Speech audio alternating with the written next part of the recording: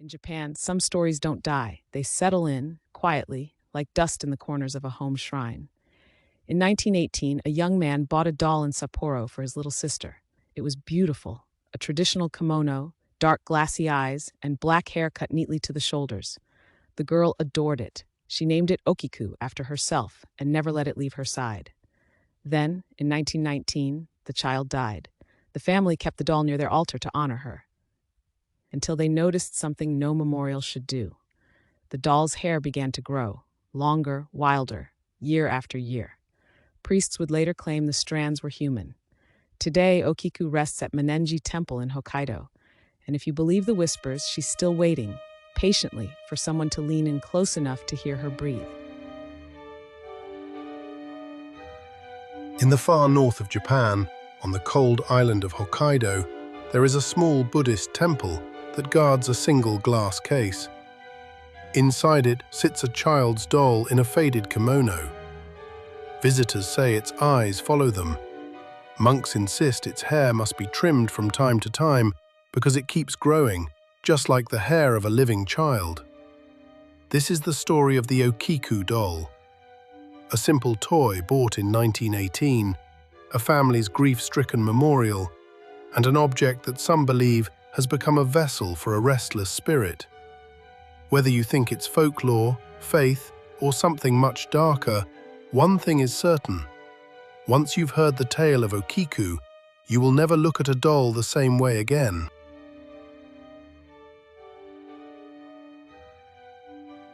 The legend begins in 1918, in the bustling streets of Sapporo during the Taisho era. A teenager named Eikichi Suzuki is visiting a marine exhibition when something in a shop window catches his eye. Among rows of traditional toys, one doll seems to call to him. She is an Ichimatsu doll, porcelain face, round cheeks, short black hair cut in a neat child style called okappa, and a finely patterned kimono. Eikichi buys her for his little sister back home. Sources call her Kikuko, or sometimes Kyoko, only 2 or 3 years old. When he places the doll in her arms, the child is enchanted. She names the doll Okiku. From that moment, the two are inseparable. The girl and her doll, sleeping side by side, playing together every day, like sisters made of flesh and porcelain. But joy in this story is brief. Within a year, the little girl falls gravely ill. Some versions say it was complications from a high fever, perhaps the Spanish flu, yellow fever, or pneumonia, all tearing through the world at that time. Doctors can do nothing. The child clutches her beloved Okiku doll as her condition worsens. Her parents watch helplessly as their daughter's laughter is replaced by labored breathing.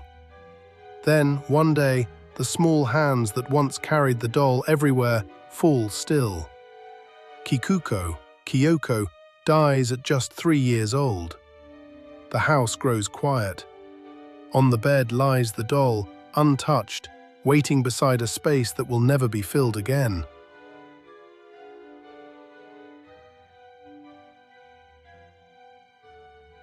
Crushed by grief, the family considers burying the doll with their daughter. Some say the authorities refuse. Other versions insist it was simply forgotten in the chaos of mourning. Instead, they place the doll on the kamidana, the household altar, surrounded by incense, offerings, and the child's photograph. Every day, they pray before it, speaking to their lost daughter as if she might somehow hear. Then, slowly, they notice something strange.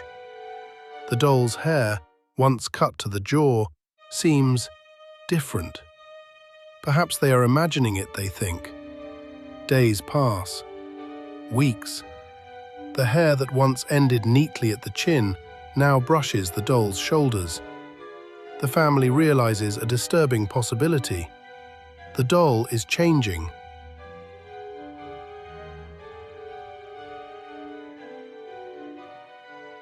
Grief often plays tricks on the mind, but what happened next went beyond the comfort of memory. family members began dreaming of the little girl. In the dreams, she stood at the foot of their beds, holding the doll. And sometimes she was the doll, staring with glass eyes that suddenly seemed far too alive. They woke to find Okiku in places they were certain they hadn't left her, sitting beside their pillow or facing the door as if listening for tiny footsteps. Lights flickered, bangs echoed through the house, whispers and faint voices were heard, especially on 2 dates, the girl's birthday and the day she died. The family turned to spiritual practitioners who told them what they already feared. Their daughter's soul had taken refuge in the doll.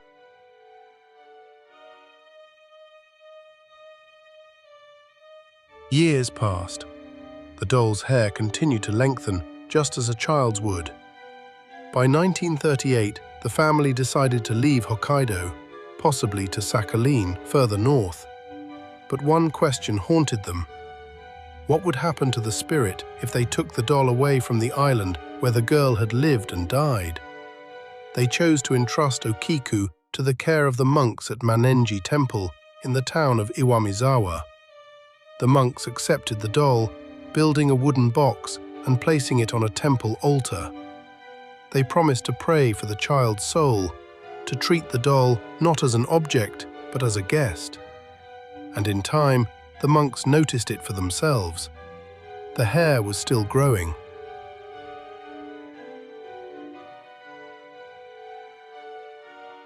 At first, the monks thought the story was just that, a story. They prayed, they cleaned, they moved on with the quiet routine of temple life. But as months turned into years, they witnessed a phenomenon they could not easily explain. When the doll's hair reached about 25 centimeters, they decided to trim it, giving Okiku a more respectful appearance. Soon, the hair grew long again. Some accounts claim that strands were tested at Hokkaido University and found to match the texture of a young child's hair. Skeptics suggest that early dolls sometimes used human hair that can slip and unfurl over time, appearing to grow. And yet, for the monks who cut it again and again, the experience is unsettling. They even say they once dreamed that the doll herself requested a haircut. Over time, the legend of Okiku spread beyond Hokkaido. Visitors began to arrive at Mannenji Temple, hoping to see the famous doll for themselves. They found her sitting behind glass, hair now said to reach her knees, kimono aged and faded. Some swore her eyes seemed more expressive than any doll's should be. Others whispered that her lips, once painted shut, now parted ever so slightly, revealing what looked disturbingly like tiny human teeth. Photography is strictly forbidden.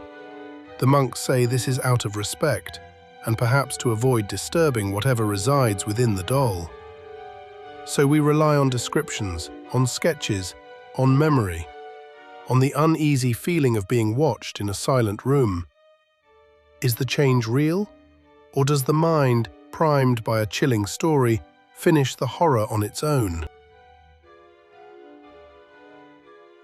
Today, the Okiku doll remains at Mannenji Temple, quietly enthroned behind glass. She is not feared like a cursed object, nor displayed like a carnival trick. Instead, she is approached with something closer to reverence.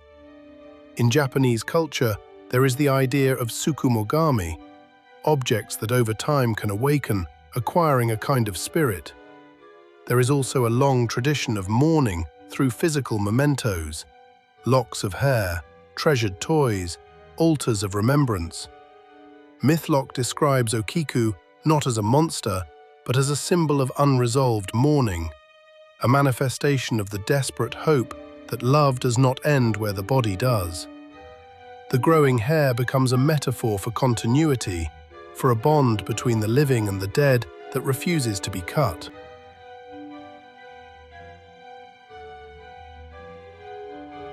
So what is the Okiku doll really? A haunted relic, holding the soul of a little girl gone too soon. An elaborate exaggeration born from grief, folklore, and the human tendency to see life in the lifeless. Or an object that sits in the uneasy space between those explanations, part superstition, part sorrow, part something we don't yet have words for. The monks still trim her hair. Visitors still claim her eyes follow them. And every year, the story grows a little longer, strand by strand, like the hair they say will not stop. Somewhere in Hokkaido, a doll waits in her glass case, silently keeping watch. If you ever stand before her, remember this. You may be looking at a toy, or you may be standing in front of a memory that refuses to die.